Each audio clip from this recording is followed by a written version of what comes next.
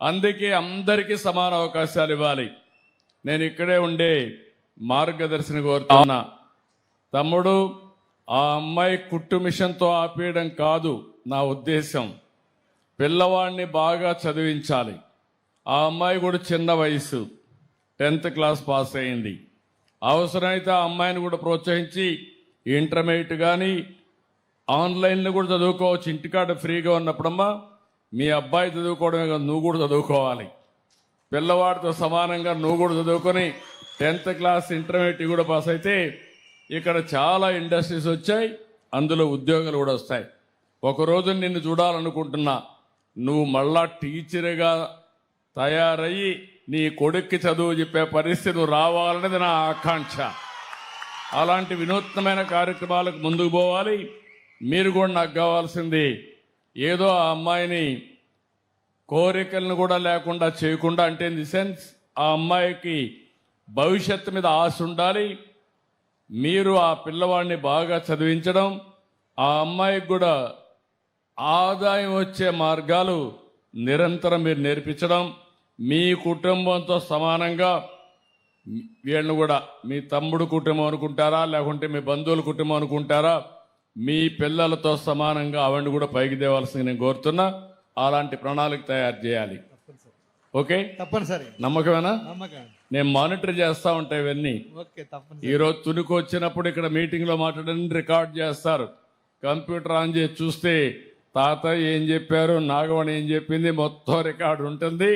మళ్ళా నువ్వు కానీ నా దగ్గర చెప్పేసి మళ్ళా నువ్వు కోల్డ్ ఫీట్ డెవలప్ చేసుకుంటే కరెక్ట్గా చేస్తానంటావా? నమ్మకమేనా? Okay, good. అది స్పిరిట్. ఇక్కడ నేను మిగిలిన విషయాలు ఎక్స్ప్లెయిన్ కూర్చోమన్నా. Thank you. నువ్వు కూడా నేర్చుకుంటావమ్మా. అబ్బాయిని బాగా చదివించి బాధపడద్దు. ఓసారి విధి సక్రమంగా చేయనప్పుడే ధైర్యం కావాలి. సవాళ్ళు అందరికీ వస్తాయి. సవాళ్ళను అధిగమిస్తే మనం ముందుకు పోయే పరిస్థితి వస్తుంది. వచ్చిన సమస్యని తలుచుకొని బాధపడితే నువ్వు ముందుకు పోలేవు. ఈ విషయం కూడా గుర్తుపెట్టుకోవాల్సి నేను కోరుతున్నాను. థ్యాంక్ యూ అమ్మా. కూర్చో. రెండో ఒక బంగారు కుటుంబాలు మార్గదర్శి చెప్పమ్మా. మైక్ తీసుకోమా. ముఖ్యమంత్రి గారికి నా హృదయపూర్వక నమస్కారాలు. నాకు ఎన్న సోమవారం అండి. నేను మేడ్చిట్టు వరలక్ష్మి అండి. నాకు 2 అమ్మాయి అబ్బాయినండి. నేను ఒకప్పట్లో టిఫిన్ కొట్టు పెట్టుకున్నానండి. మీరు 4,000 రూపాయలు పెన్షన్ ఇస్తుంటే అలాగే పిల్లల్ని దాని మీద దీని మీద అలాగే ఇప్పుడు దాకా సాగనంపానండి. ఇప్పుడు కొంత ఇబ్బంది పాలవ్వి సచివాలయానికి వెళ్తే ఇలా సహకారం చెప్పారండి. సహకారం చెప్పి ముఖ్యమంత్రి గారికి మీ బాధలు చెప్పుకుంటే మళ్ళీ టిఫిన్ కొట్టి ఏర్పాటు చేసుకోవచ్చు. పిల్లలు ఒకరు ఇంటర్ ఫస్ట్ ఇయర్ అండి, అమ్మాయి. అబ్బాయి ఇంటర్ సెకండ్ ఇయర్ అయిందండి. డిగ్రీ చదివిందామంటే అవకాశం లేదండి. మీరు ఏమన్నా సహకారం చుట్టింటే కొంప ముందు నడపగలదునండి, లేకపోతే ఇబ్బందుల పాల్లో ఉంటానండి. Thank you. ఒక్క నిమిషం కూర్చోమ్మ లక్ష్మి. ఇక్కడ రెండవ అతను వచ్చి మీరు బంగారు కుటుంబం, మీరు మార్గదర్శన ఎంతమందిని అడాప్ట్ చేసుకుంటారు? మీరు ఒక్కరేనా? ఆ ఫ్యామిలీ మాత్రం. ఓకే, మీరు చెప్పండి ఎట్లా ప్లాన్ చేశారు, ఏం స్టడీ చేశారు? అందరికీ నమస్కారం అండి. నా పేరు సూరంపూడి చంద్రశేఖరు. మాది తుని టౌన్ అండి. నేను వ్యాపారం చేస్తుంటానండి. కరోనా టైంలో మా నాన్నగారు 2020 సంవత్సరంలో చనిపోయారండి. ఆయన స్ఫూర్తితోటే మేము పేద విద్యార్థులకి ప్రతి సంవత్సరం ఒక 100 మంది పిల్లలకి పుస్తకాలు పంపిణీ చేస్తుంటాం సార్, ప్రతి స్కూల్, గవర్నమెంట్ స్కూల్కి. అందులో భాగంగా మీరు ప్రవేశపెట్టిన P4 అనే పథకాన్ని మేము తెలుసుకున్నాం సార్. అధికారులు, మా ఎమ్మెల్యే గారు దీని మీద మాకు అవగాహన చేయడం వల్ల ఈ చామవర గ్రామంలో ఈ మేడిశెట్టి వరలక్ష్మి అన్న ఆవిడ్ని మేము దత్తత తీసుకుందాం అనుకుంటున్నాం సార్. మీ ద్వారాగా మీరు ఏం చెప్తే దానికి మేము శిరస వహిస్తామని కోరుకుంటున్నాను సార్. Thank you. కాదమ్మా, నేను చెప్పడం కాదు. నువ్వు ఆ కుటుంబంలో 2 పిల్లలు ఉన్నారు. ఒకరు అబ్బాయి డిగ్రీ చేస్తున్నాడు. రెండోది అమ్మాయి 12వ తరగతి చేస్తూ ఉంది. ఆవిడికి ఇప్పటి వరకు తల్లికి వందనం వచ్చింది 12వ తరగతి కాబట్టి. ఇంకొక పక్క విడో పెన్షన్ వస్తుంది, 4,000 రూపాయలు వస్తుంది.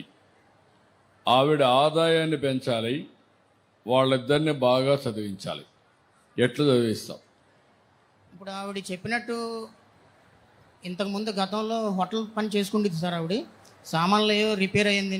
ఇప్పుడు నేను తక్షణ సహాయంగా ఆవిడకి ఒక 30,000 రూపాయలు నేను నగదు సహాయం చేస్తాను సార్. ఈ సామాన్లన్నీ కూడా ఆవిడ కొనుక్కొని మళ్ళీ యథావిధిగా ఆవిడ హోటల్ నడుపుకోవచ్చు సార్. అలాగే వాళ్ళ పాపకి స్కూల్ ఫీజులు ఉన్నాయండి, స్కూల్ బట్టలు ఉన్నాయండి. అలాగే వాళ్ళ అబ్బాయికి కూడా స్కూల్ ఫీజు, స్కూల్ బట్టలు కూడా ఆవిడ ఎంతవరకు చదివితే అంతవరకు వాళ్ళిద్దరిని చదివిస్తానని నేను మీకు ఇంకా సమగ్రంగా చెప్తున్నాను సార్.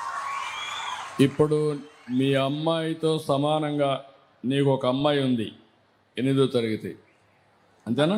లేదు సార్. మీ పాప పాప అండి, ఎన్నో తరగతి ఏం చదువుతుంది? 8th class sir. 8th class చదువుతుంది. ఆ అమ్మాయితో సమానంగా ఈ ఇద్దరిని సెటిల్ అయ్యే వరకు బాధ్యత తీసుకుంటావా నువ్వు? తప్పకుండా సార్. నమ్మకమేనా? నమ్మకమే సార్. ఎంతైనా డబ్బులు ఖర్చు పెడతావా? ఖర్చు పెడతాను సార్. ఓకే, గట్టిగా అందరికి ముందర చెప్పు. ఇప్పుడు మీరు చూశారు, ఇది ఒక స్ఫూర్తిదాయకంగా తీసుకున్నా, ఇది ఒక ప్రారంభం మాత్రం. మనం డబ్బులు సంపాదిస్తే తృప్తి కంటే తిరిగి 10 మందికి సహాయం చేసినప్పుడు ఎక్కువ తృప్తి ఉంటుంది. అలాంటిది ఇద్దరు ఇప్పుడు చంద్రశేఖర్ గారు, తాతయ్య గారు ముందుకు వచ్చారు. ఇలాంటి వాళ్ళు కొన్ని లక్షల మంది వస్తున్నారు. ఇప్పటికే 11 లక్షల మందిని P4 కింద MBK అంటే నేను పేరు కూడా పెట్టాను, మార్గదర్శి బంగారు కుటుంబం. ఈ కుటుంబం అనాథ కాదు, వాళ్ళిద్దరు కూడా. వాళ్ళిద్దరికీ ఆశలు ఉన్నాయి, కానీ భగవంతుడు చిన్న చూపు చూశాడు. ఈరోజు ఇలాంటి వాళ్ళు వస్తే వాళ్ళ జాతకాలే మారే పరిస్థితి వస్తుంది. ఇది లాజికల్గా తీసుకుపోయే వరకు నేను అండగా ఉంటా, మానిటర్ చేస్తా అని చెప్పి తెలియజేసుకుంటూ, ఇలాంటి పేదలకి అన్ని విధాల న్యాయం జరగాలని భగవంతుని కోరుకుంటూ నెక్స్ట్ ప్రోగ్రామ్కి వెళ్దాం. Thank you brother. Thank you sir. Okay, నీకు 30,000 రూపాయలు ఇస్తే నీ షాపు బాగానే ఉపయోగపడుతుందమ్మా? బాగా చేయగలుగుతావా? ఓకే, ధన్యవాదములు సార్.